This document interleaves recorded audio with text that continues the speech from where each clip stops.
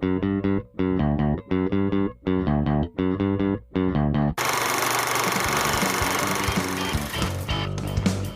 to Film Strip. These podcasts are spoiler-filled as we discuss the plots, characters, and themes of the films in review.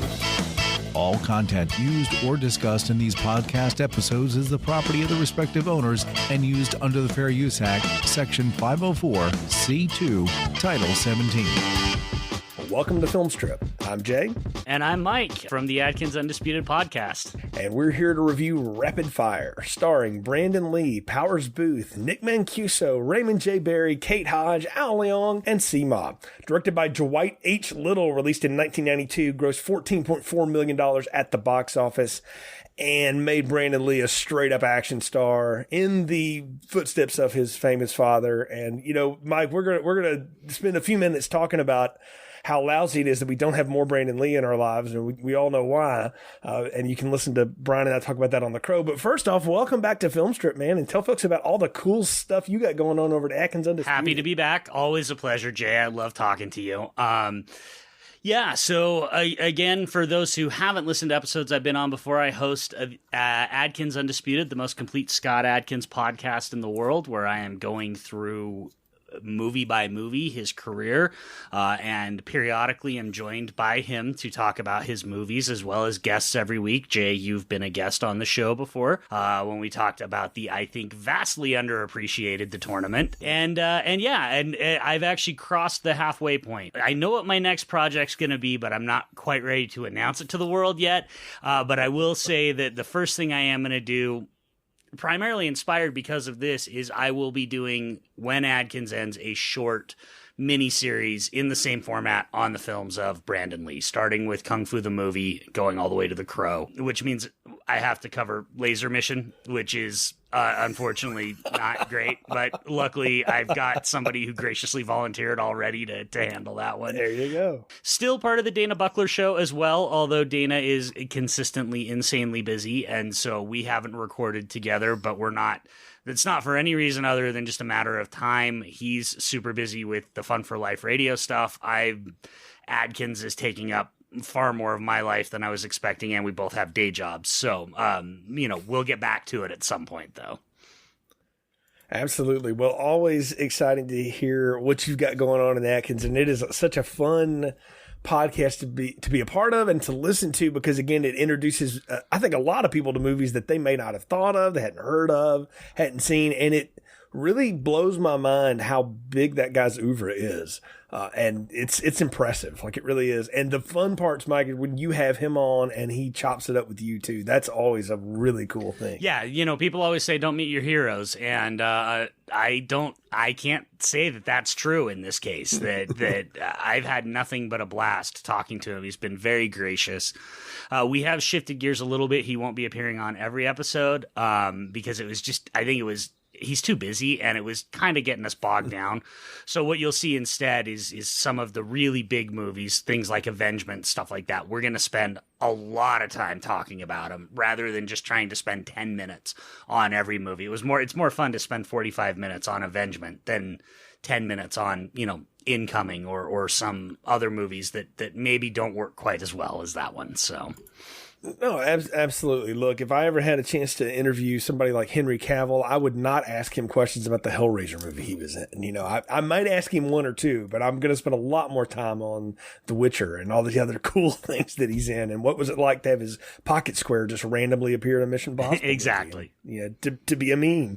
And he's like 3 memes anyway. But yeah, rapid fire on this one. I'll go and tell you now, I do remember seeing this one on video. It was definitely a rental for me. I was in high school when this came out. I knew who Brandon Lee was, though, because if you were paying attention to movies at all, I grew up watching Bruce Lee movies. My brother and I were really big into those. I mean, who wasn't, right? And in our age bracket.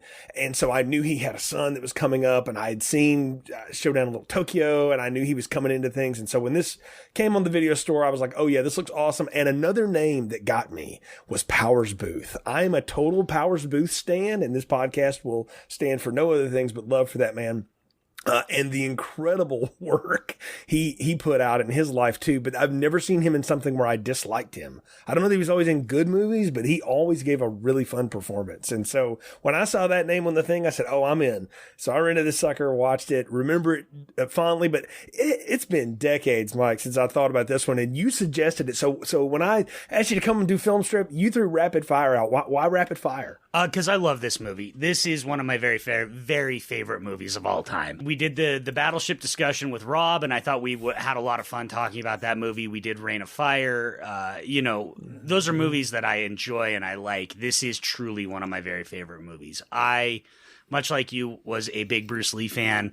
I've said many times, I have an uncle who got me into Bruce Lee, and so when I found out that he had a son who was getting into acting, I was all over that. And that was really right before I found out that Showdown in Little Tokyo was coming out. And we won't get into all his movies, but I saw that one as soon as I could and was blown away. So then when Rapid Fire came out, this was actually a day one in the theater, maybe even first showing for me. I was super excited and frankly could not have been more satisfied and happy with what I got. Also, on top of that, I, like you, was a big Powers Booth fan. I grew up watching him. I don't know if you remember, Jay, but he in addition to being in things like Southern Comfort, which he's great in, he was on an HBO show where he played Philip Marlowe.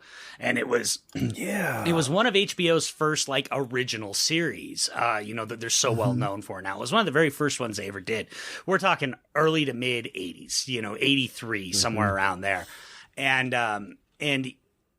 I watched those all the time, and he was so good in them. And so, very similar to you, anytime I see his name, I get excited because the dude brought it every chance he could. Even if he wasn't in the best movies, even if he was, even something like Red Dawn, which is, has a lot of people have a lot of affinity for that movie. I have much, much less. But there's no question in my mind that movie kicks up an entire level when he appears in it. He just brings such a gravitas and such a weight and a magnetic personality to anything he does. So you got that 1-2 punch. I was also at that point already aware of who Al Leong was, and the idea that Al got to be sort of the if not the main boss, the mini boss that Brandon, we'll talk about it, but that Brandon's going to get to fight. I was so used to him because I loved him because he was always the guy that got killed by John McClane and everybody. Al Leong was born to get killed by people. Yeah, I mean, he got killed by Riggs. He got killed by John you McClane. were not an action star in the 80s and 90s if you didn't kill Al Leong at some point. And right. You know what? That's the other thing. Michael Papajohn is another character actor who lives to get killed by Arnold Schwarzenegger. Yep. And even at this point, I was also a fan of Nick Mancuso. There was just because I used to watch his show Stingray. And so there was just a lot of moving parts in this movie that I really liked. And I was, even back in 92 when I saw it, I was so delighted at how well they came together.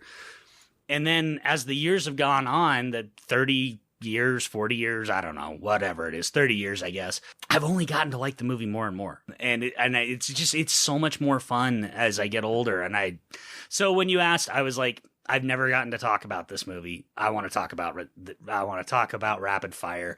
This one's not going to be quite as objective as the other times I've been on but I want to celebrate. I wanted to come on and celebrate how much I love this movie and how good I think it is. Oh, yeah, look, I'm going to play my hand right now. This is not going to be one where the popcorn ratings are a surprise to anybody. I love this movie, too. I just haven't watched it as much as you have and didn't have the affinity for it. But I remember when I saw it thinking that was badass and yeah, that was cool. And then I just went on to the next thing and then the next thing. And then I probably watched Halloween 4 again because that's who I am. But this movie makes a big impression. And so a little bit on Powers Booth, Red Dawn is where I was introduced to him because I saw that movie way earlier than I probably should have, and certainly way earlier than I understood. Same. Southern Comfort was that one for me. That which I was like 5 or 4 years old, and I had no business watching Southern Comfort. No, but I've seen him in so many things since, and it might be fun to do the Red Dawn one day because it has a much different view as an adult than you did as a kid. But Powers Booth is always good. I think people love the movie Frailty because Bill Paxton's awesome in it. McConaughey's great in it, but don't undersell what Powers Booth is doing in that movie either. That's another good one he was in. So again, Texas guy, you throw him in and it's like adding a splash of your favorite stuff on top of your favorite soda. It just works. Well, and he's never a glory hog. He just comes in and does the best job that he can. And so you do sleep on him a lot. But you shouldn't, because he just was R.I.P. He was incredibly magnetic. I mean, we could go through his entire filmography and I could, I'm scrolling through it and I'm trying to find a movie that he was in where I think he was bad in it. And I can't really, I mean, he's been in some real bad movies, but even his minor role as the douchebag on the World Security Council in the Avengers, you still can't take your eyes off him. I know. I was like, can we have more of that guy, please? Him and Samuel L. Jackson yell at each other like that. That would have been great. But yeah, when he popped up at the end of that, I was like, oh, Powers Booth, and then he was gone not long after because, gosh, think about the Avengers came out a long time ago now. Yeah, it's almost 10 years old. It's 10 years old next year. That is so wild to think about because that movie had took over so much stuff. And anyway, we spent a lot of preamble. I guess it's time to get into rapid fire. So I'm going to give folks a plot summary and then we can get into the movie. Brandon Lee plays Jake Lowe, a Los Angeles art student who's trying to rebuild his life after seeing his father killed in Tiananmen Square in China. Lured to a party of Chinese pro-democracy activists posing as an art show, Jake witnesses a mafia drug distributor, Antonio Serrano, kill a man named Carl Chang, who is an associate of Ken Mantao, a drug kingpin who Serrano feels disrespected him. Jake escapes the shootout only to be arrested, interrogated by the FBI, and placed in protective custody. However, the agents at the safe house are corrupt, which sends Jake on the run again after he evades a young detective named Carla Withers. He reaches out to the FBI, but the corrupt agents try to kill him again until he's rescued by veteran grizzled police lieutenant Mace Ryan, played by the awesome Powers Booth, who happens to be partners with Carla, as we find out.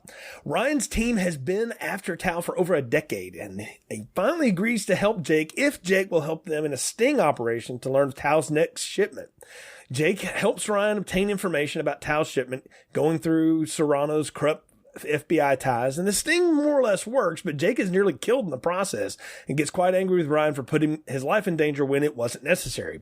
While Ryan and his crew execute a raid on the next shipment locale, Jake and Carla hide out in her apartment for some quality alone time, and Jake is persuaded by Carla and Ryan to join them in one final raid on Tao. Carla and Ryan are captured, but Jake wades through the bad guys one at a time and rescues his partners and ultimately kills Tao in the process. And the three heroes share an ambulance ride away as the hair metal blasts and the carnage burns behind them and the credits roll. And that's about the most straight line I can give you on this movie. It's going to be fun just to jump in and talk about it.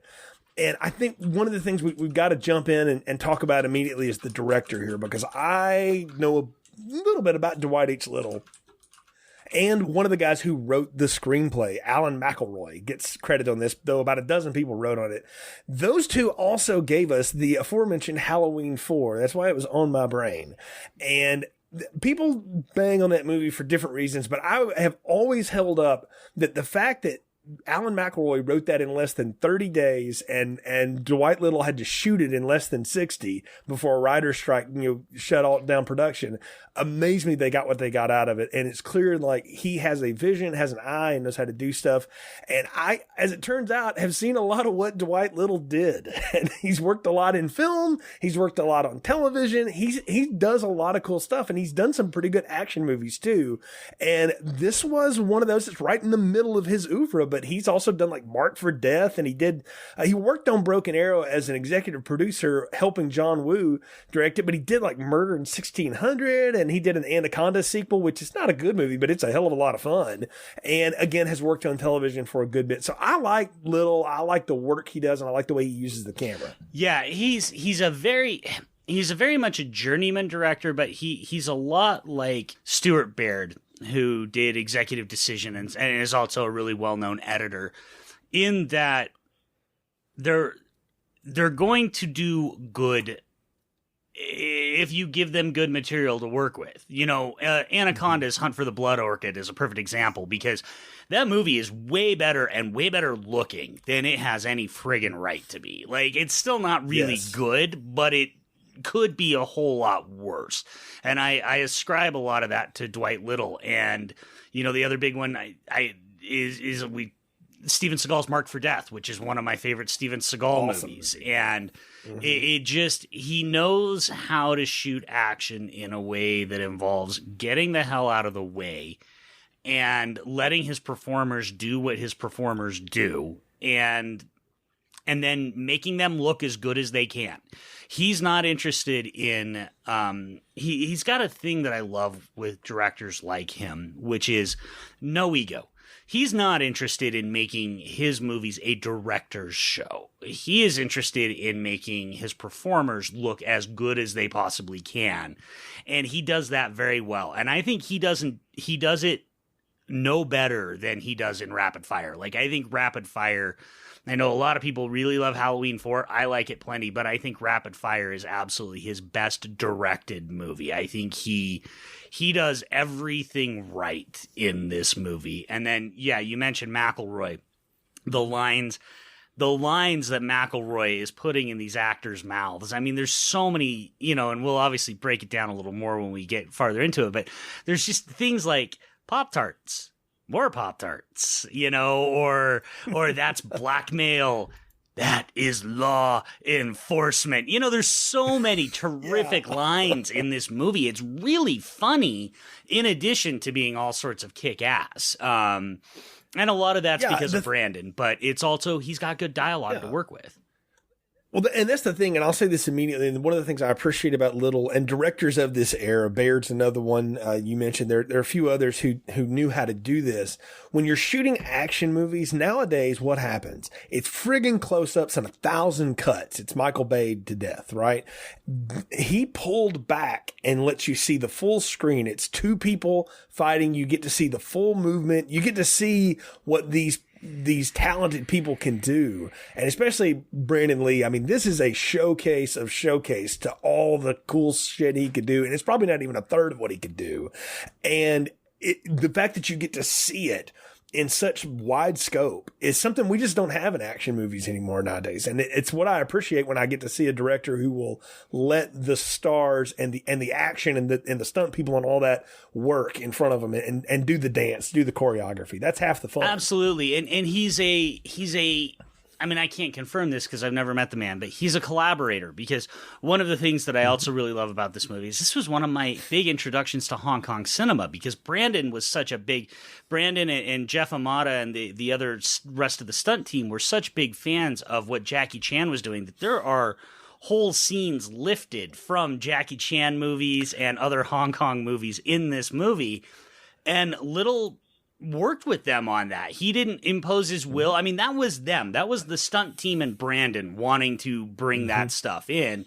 And rather than just try and impose his will and say, no, we're not going to do it, or I want to do it this way, he let them. And they end up being some of the best action scenes in the movie and some of the best things in the movie. And so I think his collaborative ways really does allow people to, he brings out the best in the people that he works with. You do, and it also helps that this movie is at a time of change in pop culture in America. And I'm so glad you mentioned that about Jackie Chan, because I'm not as familiar with his Hong Kong stuff as I am his American stuff, but I felt like I was watching Jackie Chan stuff. So I'm glad you dropped that, because it was one of my questions to ask you, is like, are they homaging to some of that? And it sounds like they're just directly lifting, which is, you know, another form of flattery in a lot of ways. There's a little bit of both. There's a little bit of, so when he uses the motorcycle to crash the guy through the glass, that's right out of Police Story.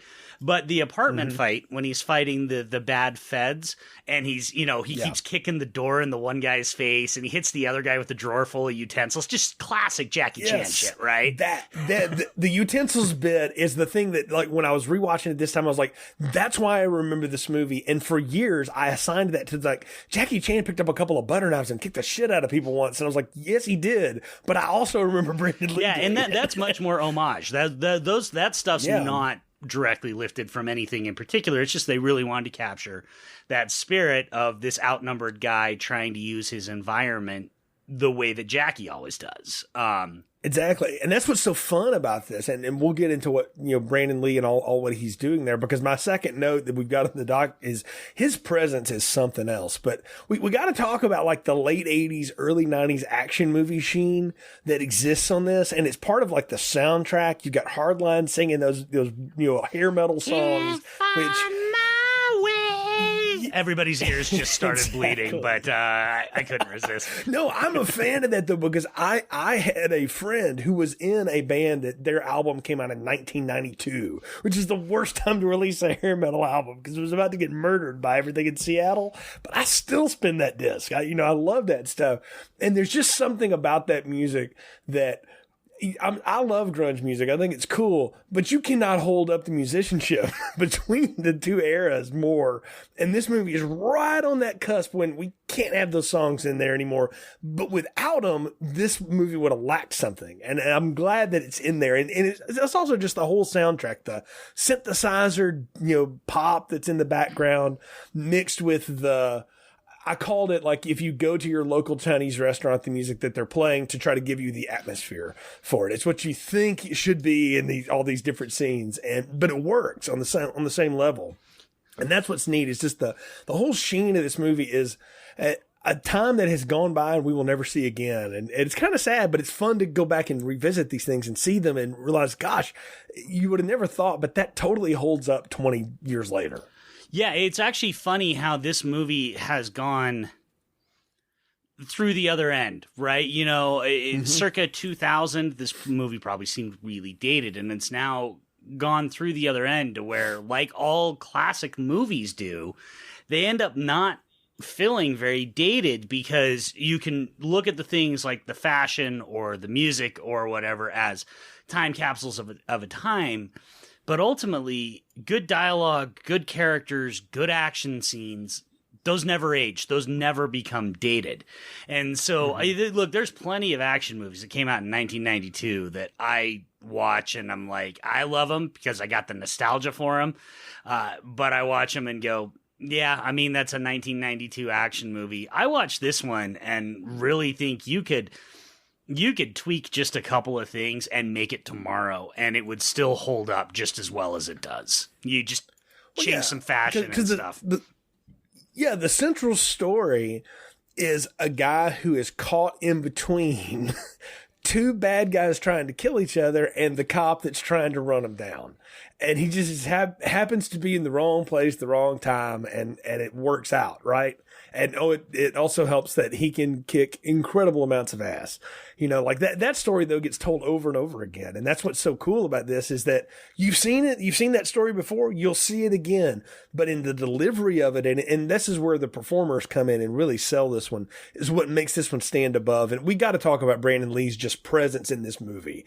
So much about him and what people remember is that his fighting style and that he had all the moves and stuff. But man, he's funny and he's got charisma for days. And I'm just sitting there the whole time, half of me going, God, this guy is so electric. And then they have going, damn it, I wish we had more movies from this guy. Yeah, I mean, you can't get around it. We don't want to turn this into, a Brandon Lee Memorial podcast. I know you guys kind of covered a lot of that on The Crow, but you just can't get around how everything about him, I love that you said you've seen this story before, and the first thing that popped in my mind was, yeah, but you haven't seen it with Brandon Lee. And that's exactly what sets this apart, above and beyond everything else just being very good, is he's so nimble. And I watched this again with my wife in preparation for this, but we watch it probably once a year at least, if not every 6 months. And we're always just so blown away at how graceful and nimble he is, both in his physicality, but also in his acting. He's effortless. He just glides through the movie. I always say that about Robert Downey Jr., that Robert Downey Jr. just, especially in like 80s and 90s, early Robert Downey Jr., he would just glide into a movie. And Brandon's doing the same thing. He moves with purpose. One of the things that really stood out, and Kelsey, my wife, actually mentioned it, that really stood out for me this time, in spite of that dozens or hundreds of times I've seen this movie, is every time he has to kill somebody, he gets a look on his face of pure, like, anguish. It doesn't last very long because he's got to get his game face back on because other people are still trying to kill him. But this is a kid that is not happy to be in this situation where he's got to kill people, and he really wishes people would just leave him alone, and they won't. And I mean, even all the way down to the end, for the most part, when he fights Ao Leong and stabs him, he still has that look of like, why are you assholes making me kill you all? Like, just stop it. Just knock it off. I won't kill you. But, you know, and that's subtle, Jay, and that's hard to pull off. That's natural charisma right there. Well, it is, and you talk about the way he glides physically through movies, but the lines just fall out of his lips like he's not reading lines. He's just talking, and that's when an actor has hooked you. No matter what kind of movie they're doing, is you forget that you're watching someone who has rehearsed this and has memorized this, and they're just talking. And there's so many times that I'm watching him, and I'm like, oh man, that's just so natural. Like that comes out like the way Gibson spits him out as Riggs, and you know, some of these other performances. And it's like, man, it does it makes me appreciate, like, good, you know, we don't have a lot from this guy. So you just got to drink up every last ounce of it, because he gives so much. And I think the other part of it too, and what is so good, is that the Jake Lowe character, there's a whole backstory we don't know about him. Like, there could have been hella prequel movies and sequels to this had he lived, because what we find out is, I mean, they're very much playing on something from the time of the famous, pictures of the man run over by the tank in Tiananmen Square. And what we find out is his father was an agent, and he was over there with him, and he witnessed that happen, or something like that happened. And he is just trying to get on with his life. And we see him in art class, and, you know, he's, of course, is talking to the model, and that's who drags him to the pro-Chinese democracy, which I wanted to ask you, I'm like, man, this movie subtly just works some real prickly politics, right? Right in there, like right in the middle of it, right? Like, yeah, it is actually interesting that it's a thing that you could do in 1992, but it's probably was filmed in 91, that you couldn't necessarily do today, because, you know, we're old enough to remember how big of an impact Tiananmen Square had over here. And then, not that I want to get into like geopolitical relations, we sold ourselves to China, and so now we don't get to make those kind of criticisms in movies and stuff anymore. Yeah. So yeah, speaking of Red Dawn, you know, the remake of it completely changed itself because of that. And again, you know, not to go down that road, you know, this isn't the Daily Wire, but that is something that grounds this movie in a period in time, but it also gives you a backstory about a character, and you don't need to know all of it to understand the effect it had on him. Like, nowadays, that would be a 30-minute subplot, and this movie would be 3 hours long, like every other friggin' action movie is. But this movie is lean and mean. It's like, nope, you know just enough to make you interested in him and understand why it does pang him to be thrown in the middle of this stuff, because he's got no interest in it. He's not a cop. Yeah, no, absolutely. And I mean, it literally spends, you get two characters talking as they're walking up, talking about his dad taught the U.S. Army, you know, Muay Thai, Jiu-Jitsu. So it's like, okay, they established Jake's credentials, but I love they establish him after we've already seen Jake use his skills. And we establish his relationship with his father, essentially, but we get so much of that through Mace. Before I get into that, though, I did want to, I don't know if you saw this or we're going to bring it up, but you mentioned sequels. Did you know, Jay, that Die Hard with a Vengeance was initially conceived as a rapid fire sequel? I did. I had read that back when I was digging through, when I first got on the internet and discovered the Internet Movie Database, and spent oodles of time on there. I had read that little piece, and then had heard people talk about that before. And it's when I realized Hollywood would write a script and then slap a known property on top of it. Yeah. And I knew that happened anyway, because there's a lot of Bond movies that are that way. And so I had heard that before, but at the time, I don't think it registered with me. But holy cow, that would have been an awesome rapid fire sequel. Like, you could totally see it. hilarious. Yeah, it totally different movie, right? With Brandon Lee instead of Bruce Willis. Like just a completely different. Even if you didn't change anything in the script, obviously you'd have to take the Gruber stuff out. But even if you didn't change anything else in the script, like just a totally different vibe. From well, I mean, it could have been one of Tao's brothers, like, or Serrano's brothers, setting all this up, and you got to get low, and a Powers Booth gets drugged back. You reverse the roles essentially. Jake Lowe is what Samuel L. Jackson was in that movie, but you put him in the John McClane scenario, and you got to drag the old drunk cop in there to help him out. Absolutely. Yeah, totally would have worked too. And it's what's so neat about this movie is that it lays such cool groundwork for these people, and you can tell that, or at least we look at it now and you think like, oh gosh, they could have gone here, here, and here with it. But this was just conceived as a movie initially. And then when it hit, they were like, holy cow, we got to do something with that again. And they did. It just, didn't turn around in time to do it with him. The early fight scenes, Mike, we got to talk about these because you're the action connoisseur or whatever in my group of film Twitter friends. I'm watching this and I'm like, this is awesome, and I'm just chewing it up for what it is. But tell me what the heck he is doing, man, because it is a combination of so much cool stuff.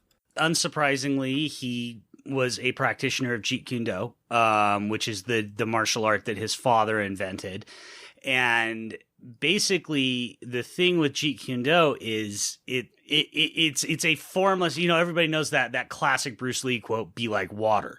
Jeet Kune Do is kind of designed to be a formless martial art. It's going to adopt, it's really one of the early precursors of MMA, of mixed martial arts. Mm-hmm. And so he's adopting some jujitsu, he's adopting a couple of Muay Thai moves, but the bulk of it is Jeet Kune Do. And I always love Jeet Kune Do because I think it is one of the most cinematic martial arts out there, not just because Bruce Lee ruled and his charisma and because Brandon rules, but even if you look at somebody like, this is a name a lot of listeners probably aren't going to know, but somebody like Michael Worth, who was in a bunch of movies in the 90s, and he starred on that TV show Acapulco Heat.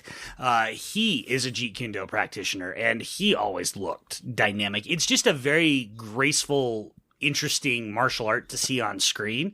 And then when you have somebody who's really talented at it, like Brandon executing it, there's a movie does in that art house, the art museum fight where this guy keeps trying to kick him and Brandon keeps kicking him in the shins and then punching him. And he only does it a couple of times, but it's so graceful and so fast that I just, to this day, I've seen that 100 times and I'm still like, God damn, this is good. And so I do also need to shout out, because I wouldn't be doing my job if I didn't, mention that Clint Candinha was the fight choreographer. The great Jeff Amata was one of the big stunt people on this.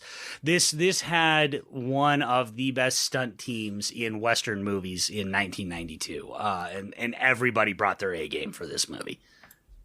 Yeah, and you can tell, and I'm glad you described his style as graceful, because it is very much, it's like a dance almost. It's like watching a sword fighter that knows how to do fencing, and then they have to do the sword fighting scene, but they just have a move to them that is almost effortless. But you also realize, like, he just punched that guy's teeth in like in 2 seconds, and the dude didn't even know what hit him. Like, it's so amazing to see. And that art house fight is awesome because that is a big space. You've been to art museums. I love going to them. Thank God we can finally go and do some of that stuff again.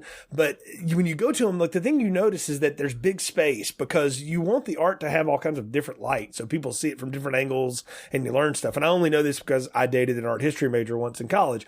But I'm watching this and I'm thinking about, man, they do a great job of using the space of that art museum and letting him work around it without falling into the trope of he throws somebody through the Mona Lisa or some shit like that. He just uses what's around him to get out of that scenario. And I mean, you got to say, for a hitman hit to go down at a place like this, I mean, I'm reminded of like the club shootout in Scarface. Yep. There's always like the henchmen that like pick the worst place to start gunning somebody down. Yeah. Like, wait till they get on the street, man. But you do get the great Nick Mancuso line, "We came down the chimney, ho ho." Yeah. Ho. Yeah. Which I still quote that every Christmas. Like whenever I see ho ho ho, I can't say ho ho ho. I have to say ho ho ho. Right. Like I just which is hilarious. And it's so fun to watch that go down, and there he sees all of it, right? Because what we need to talk about is what happens is the opening scene is Serrano is this mafia drug dealer who, like all mafia drug dealers, wears his fucking suit in the middle of Southeast Asia to go meet his kingpin supplier, and he can't strike the deal with him or whatever, so he's ticked off about it, and he goes to kill the guy who's sponsoring the party, but is also one of the main distributors for this Tao guy at the party. That's the inciting incident for all of this stuff. Is this one guy is pissed off that this guy didn't show him enough respect, and so he's going to go gun down his main supplier in the U.S. And I mean that sets off the whole powder keg of this. I love that we actually spend the first 10 minutes of the movie meeting the bad guys before we even get to Jake, because it does help highlight how there's all these things in orbit, and Jake is just this small little dude who's going to get ground up by all of this, except for the fact that he's Jake and he can punch his way out of these problems better than anybody else can. But like, he's wrong guy, wrong time, and that's so clearly established by establishing who our villains are before we even meet Jake, because it gives them motivation and personality. Zima is probably only in 2 or 3 scenes. I think he's got 3 scenes in the movie mostly. The opening, like right in the middle, and then the and he's still very well established as a character. And Nick Mancuso's just chef's kiss in this movie. He is so deliriously like evil and sleazy and just such a cliche of an Italian mobster, but such a great cliche of an Italian mobster. You know, the only time somebody doesn't want something is when he wants, the only time somebody doesn't want money is when he wants something else, you know? And it's like, he's so He just keeps repeating that line. Yeah, he's so good at it. And of course we get the payoff then when Brandon, and even then you get the great Nick Mancuso thing where when Brandon repeats that back to him, he goes, straightens his tie, he's like, not in the face, and Brandon just like nails him like 3 times in the face. The fact that guy gets murdered by a throwing star by Al Leong in jail is only perfect at the end of this movie, by the way. Yeah, it's actually a really interesting structure, because our main bad guy is only our main bad guy for the first 2 acts, and then we switch to Tao, which normally I don't think would work. But I think because the real plot of this movie is Jake and Mace, I think it works because it's more about their relationship than it is about getting these bad guys. Well, and that's the funny thing you mentioned. Our other protagonist, this cop, doesn't show up until the second act. Like that is a roll of the dice to make that work and to make that relationship work, because you've already spent 35 minutes of the movie where Jake gets out of this stuff and he goes into custody, but real quick the dirty agents are on and they start shooting the other cops and they're ready to kill him, and he's got to wade through them, which is another great fight. And he's only able to get away when this old grizzled, looks like he's on a 3-day bender cop shows up and starts shooting it out against the bad guys that are like, at this point, Jake's got 3 different levels of people trying to kill him, and he doesn't even know what the hell he did. Like, he has no idea what is happening. Yeah, and you get Powers Booth, you get Mace coming in and being like, get your ass in here if you want to live, and it's like, okay, I guess I'll do that, because everybody else seems to be trying to. Well, and it's beautiful casting too, because Raymond J. Barry is just impossible to trust. Like, as an actor, he's just impossible to trust. And so when there's that scene where they're meeting and Ryan comes and saves him, but Raymond J. Barry is like, Jake, I'm your friend. And I'm sitting there thinking, I'm like, the friend that fucking blackmailed him? No, you're not his friend. Exactly. Jake, get in the car, man. Like, yeah, exactly. No, that's the thing, is you realize Jake has nowhere to turn to. And we've also already met at that point our female lead in this movie, the aforementioned Carla Withers, played by Kate Hodge, who I don't know from anything else. But after seeing her in this movie, I'm like, how did you not turn into more of a thing? And I looked her up afterward, and I realized she did make an appearance, and I had seen her in one other thing. She made an appearance on Silk Stockings for a few episodes. I was like, I knew it. I knew I had seen that hair somewhere again. Jay, you have not seen Leatherface, Texas Chainsaw Massacre 3? I haven't, didn't know she was in it. Yeah, she's the main. She's the main character. She's the lead. Couldn't have told you that was her, though. Is what I'm saying. Like, I made no impression on me. The only thing I remember mostly about that movie, just as an aside, real quick, is the incredible Excalibur trailer they shot for it, and that is hubris that only that franchise could pull off. Absolutely. But that trailer is better than the movie. In all ways possible. But we've met her, and what I like about her is the second time she sees Jake, she punches him because he gave her the drop at some point. I'm like, okay, I like this chick already. She's fun. Yeah, no, she's awesome. Kate Hodge is great. She did have a very successful television career in terms of just being a working actor. You know, she did a lot of one-offs on TV shows. She probably lived a fairly modestly but comfortable life based on her acting, but she should have been a bigger star because, first of all, she's absolutely gorgeous. There's just no way around that. And secondly, yeah, she's terrific. And she and Jake actually, which is, you know, one of the problems you run into with a lot of these action movies is your male and female co-stars don't always have great chemistry. She and Jake have chemistry through the roof. Like, they get them together very quickly, like you did in 80s and 90s action movies. But they had, like, I love the end, their little banter when Mace is like, you should know she's just using you to get to me. And then Jake's like, are you? And she's like, what? Using me to get to him? And she's like, oh, absolutely. You know, it's so, the chemistry is so good and so magnetic.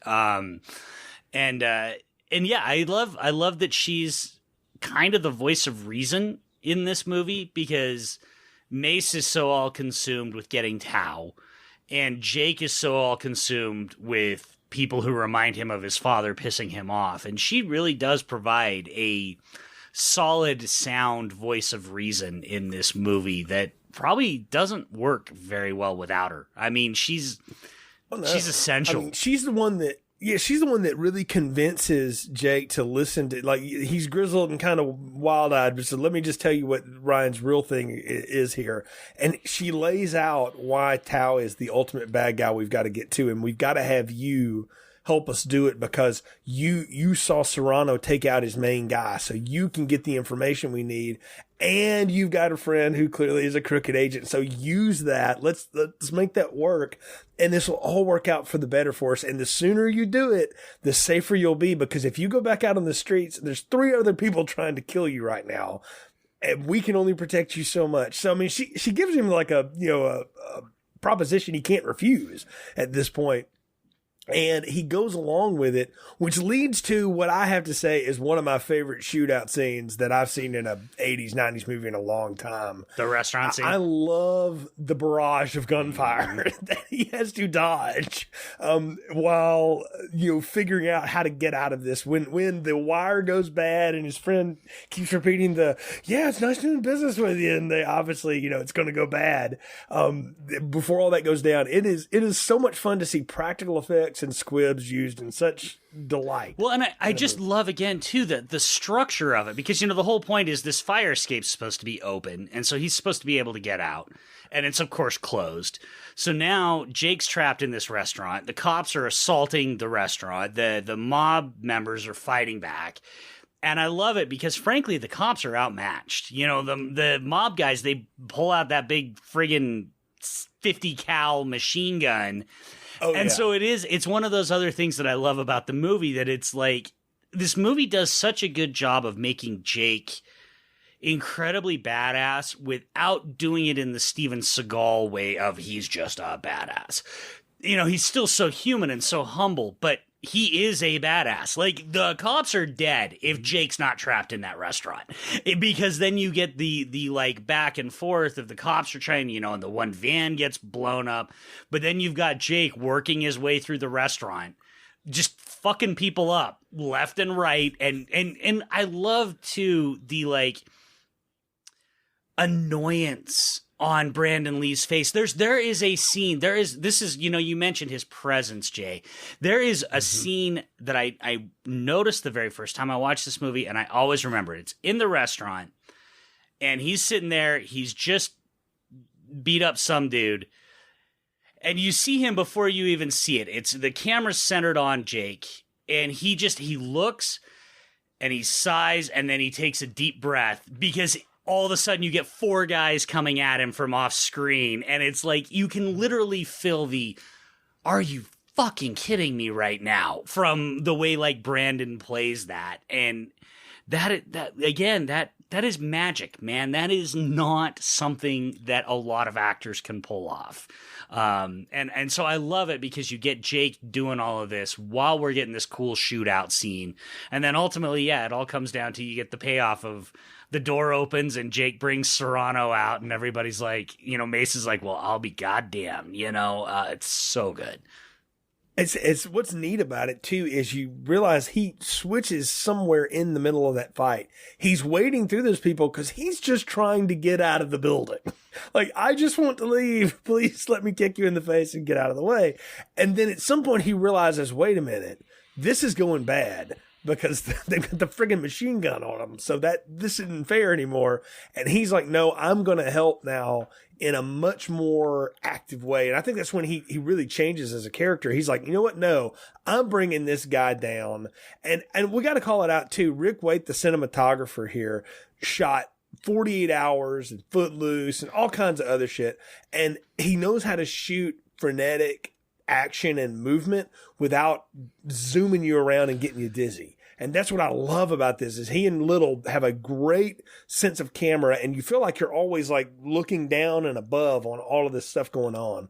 And it makes the present so much better. So when Jake walks out with that moment, it's this big triumphant, like, hell yeah, he got the guy. Yeah, one of the things I always talk about on Adkins is the concept of geography in action scenes. And there is no point in any of the action scenes in this movie where you ever don't have a clear sense of geography, no matter whether it's a big open warehouse like the art museum or the tiny apartment or this restaurant or the big fight in the laundromat. You always know where all the players are, where the setting is, where you are as the viewer. You have a clear sense of geography the whole time. Little and Waite together absolutely shoot the hell out of this movie. I mean, they you know, it's again, it's so funny. People are going to be listening to me being like, Mike, really rapid fire? You're like going on about rapid fire like this? Yes, I'm fucking going on about rapid fire like this because it's that good. Like, everything about this movie works. And I love that shootout because there is a tight geography in that restaurant scene. And they do a good job setting it up in scenes leading up to it. So we as the audience we know there's a lower level. We know there's an upstairs loft where Serrano and his people always eat. And so we have this real set. We know where the bar is. We know where the windows are. So even before the action starts, we mentally have a layout of what this environment looks like so we can follow it as we're watching Jake work his way through everything. Yeah, absolutely. And that's what makes it so much fun. And I'm glad you're heaping a ton of praise in this because holy cow, people need to see this movie. I mean, you know, again, we're spoiling the ending, but I'm telling y'all, you need to watch this because it's not only the action good, the fucking plot is smart.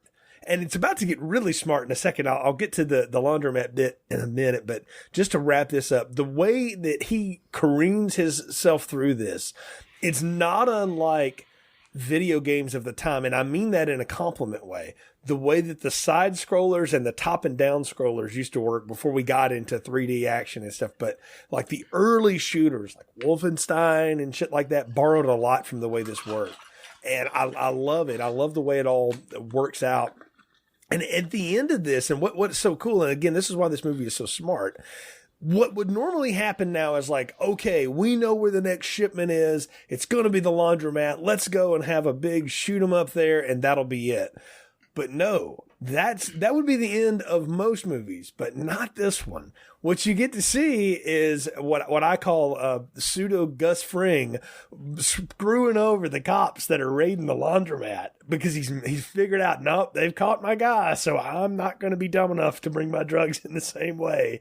And it's juxtaposed in only a movie in the 90s could do, early 90s could do, where Jake and Carla are getting it on in the apartment while the ballad is rocking in the background and the cops are raiding and it's gone bad. I love how smart this movie turns like that because, again, a lesser movie would have just said, let's just have a big-ass action scene for 30 minutes and get out. Well, and I love it, too, because they need, because at this point, Jake is out. Right. We find out that Mace has lied to him and actually had an illegally obtained tape that he gave to the FBI so that Jake was clear. You need this to come up with a good reason for Jake to come back, and obviously we get the great stuff. Two things I want to say. One, really quick. What was it with early 90s things that had police officers in bowling alleys? Because this and 21 Jump Street both did that. I know, right? And as you know, Jay, as part of my day job, I work with a lot of cops. I assure you, I have never seen a bowling alley as a police station. No. But two, I love the scene of... we find out Jake has just been so obsessed that his dad was... There's a reason that his dad died. There's a bigger picture. And Carla being Mace's intelligence officer, Detective Withers, my intelligence officer, why don't you lay some intelligence on me? She finds out, she gets his dad's file, and no, he just died doing what he believed in. There's no greater thing other than he died doing what he believed in. And then you get that great scene where Mace comes over to Withers' apartment after she and Jake's hiding. And he's just, he's like, I'm really glad I didn't get that kid killed. I like that kid. And she's like, maybe you should tell him. And he's like, you don't have to say something like that. And man, that just like, that gets me right in the feels. Like, this movie should not be getting me in the feels, but it does. And so it sets up perfectly because Mace is now out. He's probably going to get busted down to patrolman.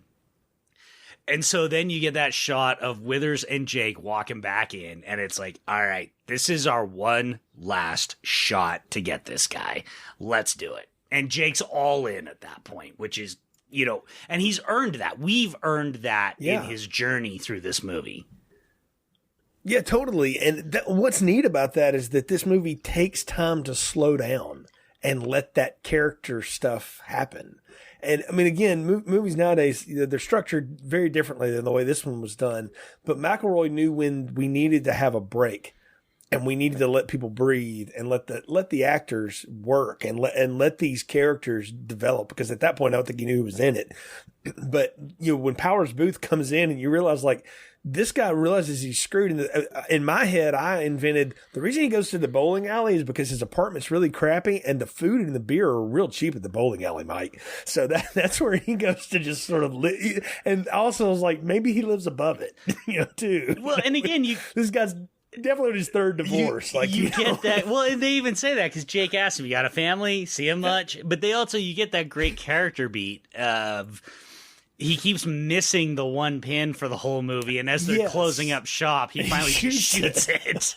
And you even get the best part is you get, not only are the other cops not like phased, but you even hear from off camera, one guy goes, "It's about damn time." Right. So again, so much more clever than so many of these movies coming out in the 80s and 90s, and even now are like those little, this is a character first movie in spite of all the kick-ass action.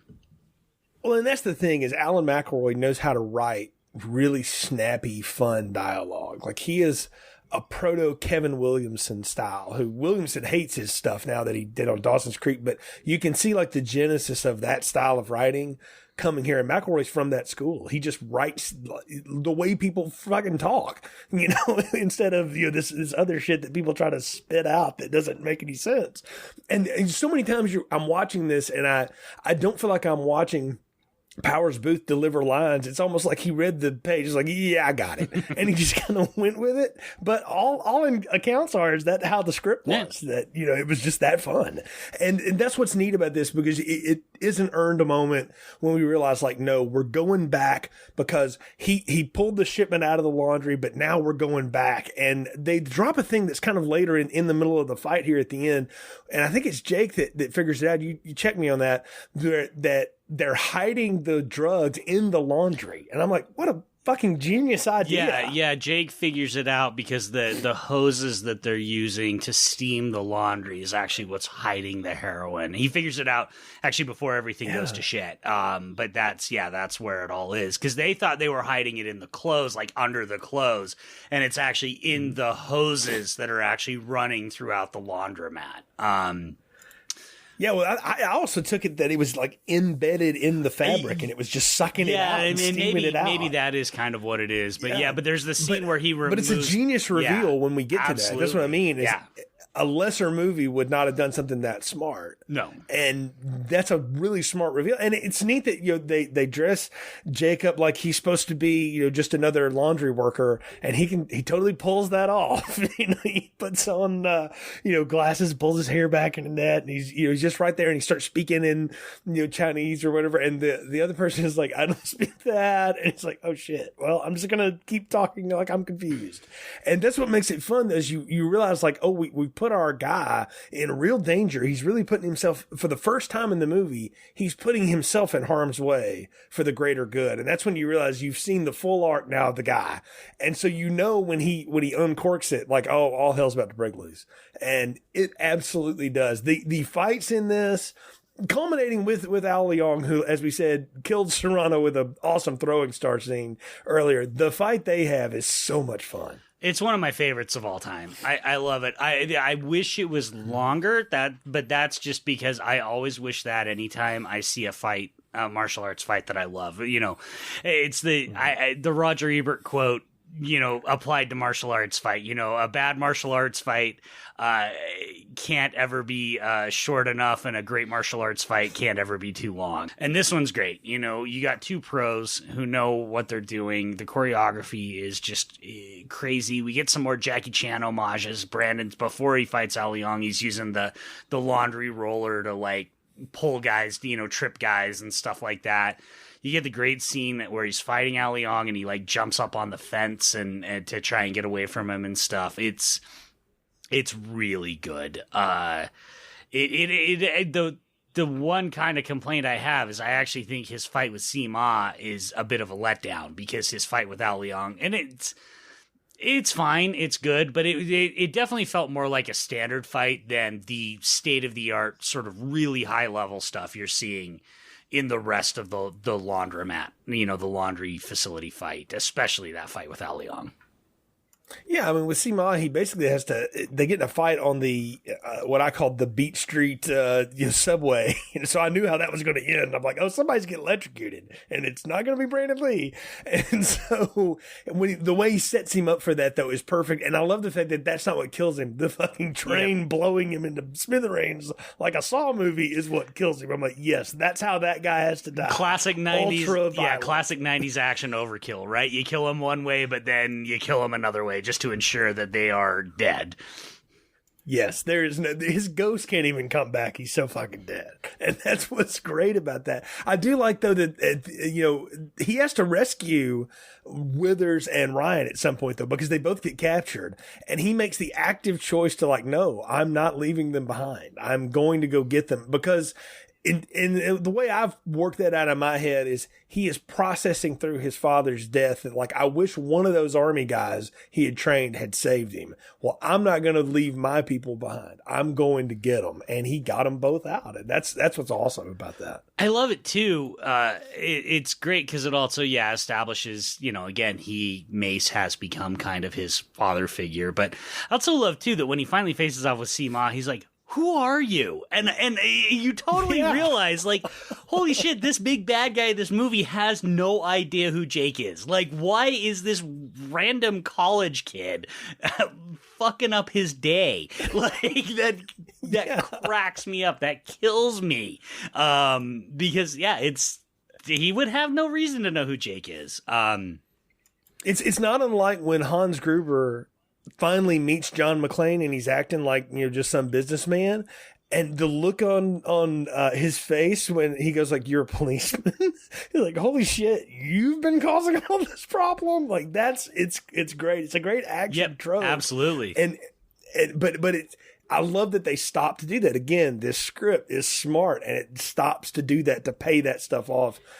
It's just a ton of fun. And then, as with all good cop movies in this era, you got to end with somebody going on a hospital ride. Like somebody's getting in a fucking ambulance and going to crack wise before they oxygen them up.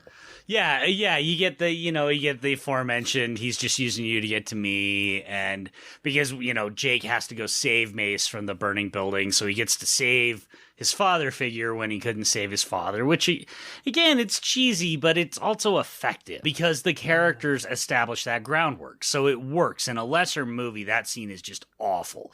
But in this movie, I think it works. You get him, and you get the nice when the ambulance guys are like, "Are you in or out?" And Jake, he gets that fucking Brandon Lee smile that just lights up the whole damn screen. And he's like, "We're in." And you just, my God, talk about a movie star, Jay. Like, what a friggin' movie star that guy was. Even that last scene, you're just like, I want to see more of this guy. I'm all in. And then we got, unfortunately, one more movie, and that was it. Yeah. But I mean, you can imagine where this could have launched too. And that's the fun part of watching this and sort of celebrating what we do have.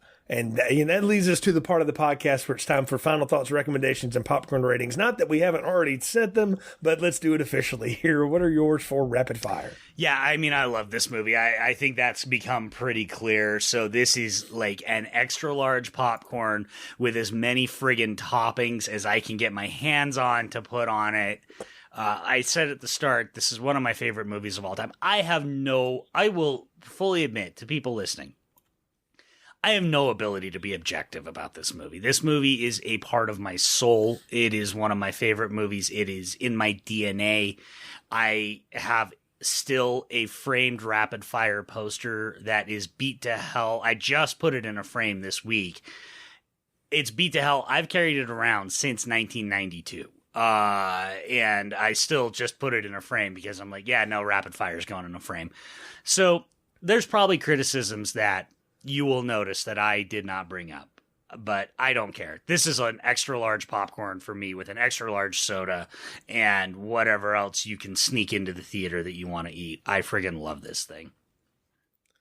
I got to tell you, I think it is fun to talk to someone who is a super fan of something and then to also experience it and realize, damn, he's right. Like, this is so good. And I remembered it being good. Again, when I saw this as a teenager, I was like, that was fucking cool. And I just never went back to it because I jammed on a lot of other stuff. But when I watched it again, all of it came flooding back. And I'm like, I've probably seen this a dozen times on cable through the years and just not paid attention to it. And now I'm like, you know what? I have to have this in my collection. So it is now in my collection because I'm like, this one's getting on the rotation because it's too good not to. And it's a forgotten gem. I think people know about it because its star had a tragic end and it was very shortly after this. So everybody knows that. And it gives the movie a bit of infamy in some ways. But just go watch it for being a good action movie and just being a good movie too. That's the other thing. This movie works on a lot of levels. I've praised the director, the cinematographer. I'll lay one more on Alan McElroy. I think he's a very, very underappreciated screenwriter and still working today and just does great stuff. And this one's so much fun and you deserve a good time. And folks, the other thing about this, we got to mention, it's 95 minutes long and it's really about 88. It moves. I mean, it is lean and mean and it doesn't waste time, but it gives time to breathe and you get to watch some fun character actors really chew up the screen and just have a good time. And again, it's a lot of faces from stuff still today, but you get to see them here and you're just like, oh, this is so much fun. And you're going to feel the pangs of nostalgia too, to go like, oh man, we really missed an action star, a movie star in Brandon Lee. But what we do have is gold every time he comes out on the screen. So extra large popcorn for me too. And And so glad you brought this one to Film Strip here so we could have some fun talking about it. I'm glad we finally got you to talk about this movie. Yeah. After all these years. It's about time this one came out. It is. It's one I've wanted to really unload. I really do appreciate it, Jay. I was so happy when you asked, and I threw it out there, and you were like, yeah, let's do it, because it's one I've really wanted to unload on. And you know, I mentioned I'm going to be doing the Brandon Lee series, but I'll be hosting that, and there will be... you know, there's a lot more involved in having to, you know, analytically address the movie. So I appreciate just getting to unload my love of this movie on this podcast. I will say what you and I were texting each other back and forth. I sent you a note like, by the way, I forgot how fucking awesome this movie is. And your response was, it's so good, dude. And I was like, yes, it is. It is so good. And it's always good to talk to you. Always, Mike. Thanks Jay. again for coming on Film Strip. And please tell folks again how they can follow you, how they can follow everything cool you got going on with Adkins Undisputed and the Dana Buckler. Sure. So if you want to follow me personally on Twitter, I'm at Hibachi Justice. You can follow me there in Letterboxd. If you want to follow both the Dana Buckler Show and Adkins Undisputed, we are on pretty much every podcast app of choice. You can also go to Linktree/Adkins Undisputed Pod and Linktree/Dana Buckler Show to find specific links to all of our stuff. I just decided to start doing that because it takes too long to say everything else. So those two places are the way to go. So, but yeah, you can find us there. Absolutely. Thanks again for being here, folks. Thanks for listening to this episode of Film Strip. You can find the entire archives of this show at filmstrippodcast.com. That's where you'll find links to all the podcast platforms. We're everywhere, you know, Google, Apple, Spotify, you name it.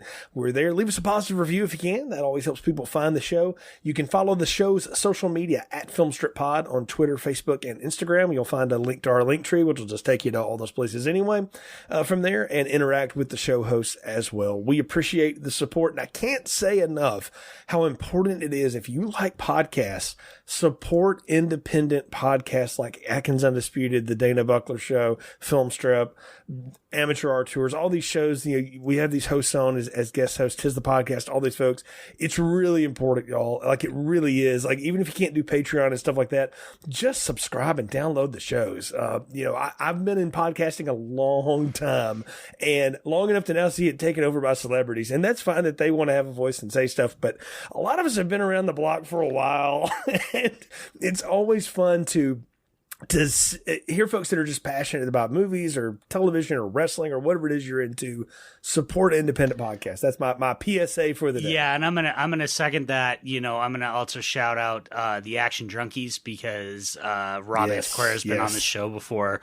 But you know, I understand how annoying it can be to go and leave reviews. Sometimes that's why I never tell people, I never beg to leave reviews. But one of the easiest things you can absolutely do, go into your podcast app and just set the podcast that you really want to support, set it to auto download. Even if you don't get around to listening to it for a while, it helps us because they track those download numbers. So just set the most recent episode to auto download. And that is a 2-second thing you can do that will really help any independent podcaster out. Absolutely. Couldn't have said it better myself. So again, thank you for being on the show, Mike. Always great to talk with you. And again, thanks for listening to Film Strip. Thank you for listening to Film Strip. You can find more episodes on our website, filmstrippodcast.com. The Film Strip theme music is produced and performed by Frozen Lake 121. All content used or discussed in these podcast episodes is the property of the respective owners and used under the Fair Use Act, Section 504, C2, Title 17.